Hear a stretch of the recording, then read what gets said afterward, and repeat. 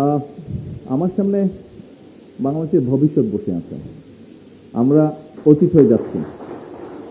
তো আমি যেহেতু অতীত হয়ে যাচ্ছি আস্তে আস্তে আমি ভবিষ্যতের কাছে জানতে চাই। অতীত নিয়ে কথা বলে লাভ নেই।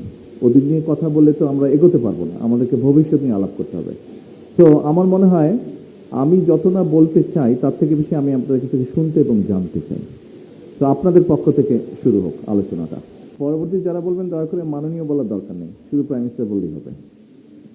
ইট সাউন্ডস মোর স্মার্ট, তাই না? আচ্ছা, মোবাশের, আপনি বেশ অনেকগুলো প্রশ্ন করেছেন। প্রথমত বোধহয় আপনার হলের থাকার সময় বিষয়টা বোধহয় বলেছেন নাকি? এটা সমস্যাটা ঢাকা ইউনিভার্সিটির নয়, এটা কম বেশি সবগুলো ইউনিভার্সিটিই আছে এই সমস্যাগুলো।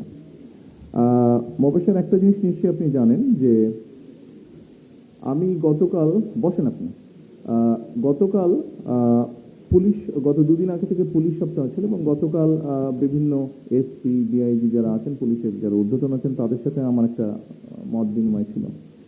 সেখানে আমি একটা কথা বলেছি, আনফর্চুনেটলি আপনারা এই দেশেই ছিলেন, মানে আমি যখন বাধ্য হয়েছি বিদেশে থাকতে, আপনারা এই দেশেই তখন বড় হচ্ছিলেন এবং আপনারা তখন দেখেছেন যে দেশের মানুষের সম্পদ নিয়ে কিভাবে প্রস্তুত করা হয়, বিভিন্ন সময় আমরা জেনেছি।